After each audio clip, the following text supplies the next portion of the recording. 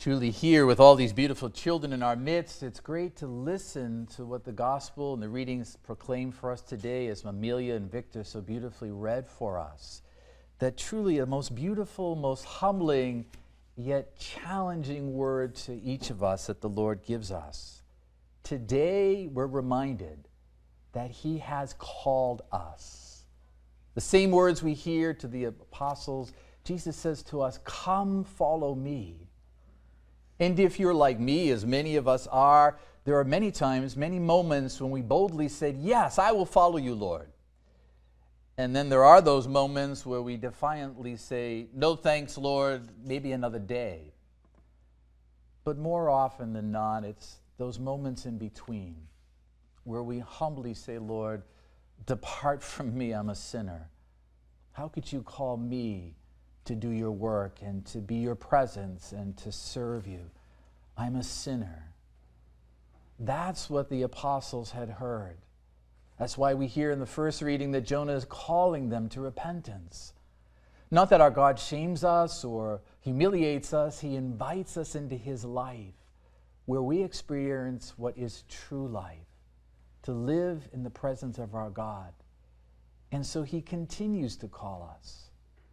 And so the most important thing of this call is first, not my response, as important as that is. It's that the Lord seeks us out.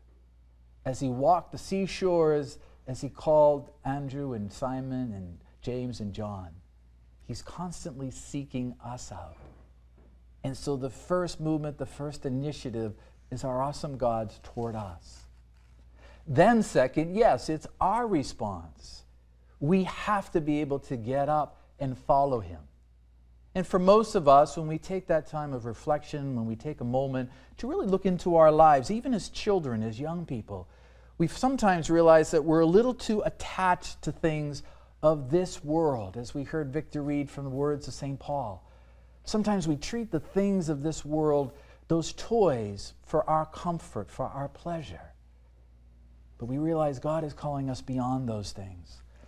And we have to drop them as the disciples dropped the nets in the sea. And so then there's third response. We have to go on behalf of Jesus and invite others. Invite others to come to know Him, to see Him, and one day worship Him as we do so beautifully every week in this Eucharist.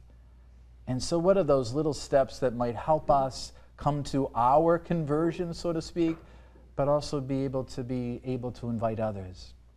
It's first and foremost always the Word, to read the Scriptures, the Bible, a little bit each day, just a verse or two. Even our children in their Catholic school can read a little bit of the Scriptures and then close it and say, "Lord, what are you saying to me today?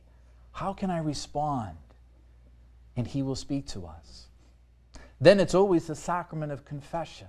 It's one of the best hidden secrets in the church, one of the most unutilized graces in the church.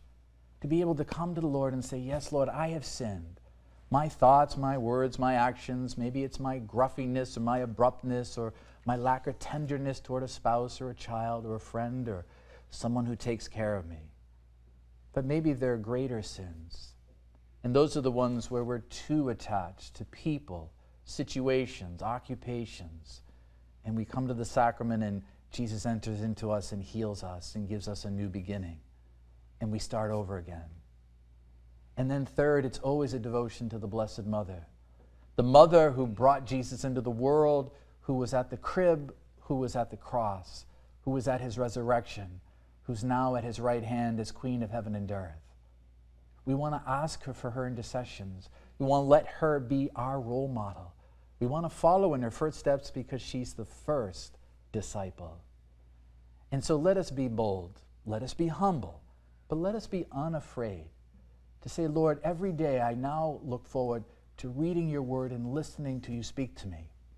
To come as often as I can, even daily Eucharist, to be nourished with the bread of life, to be strengthened for the work you called me to, the vocation that you've asked of me." And then third, always have the tender care of the Blessed Mother, most especially through the Holy Rosary. Let her accompany us in all things. And you will see the joy and the goodness of the Lord start to radiate not only in us and through us, but around us. and hundreds of millions of conversions will come to know and to love and to serve God and to one day be with Him forever.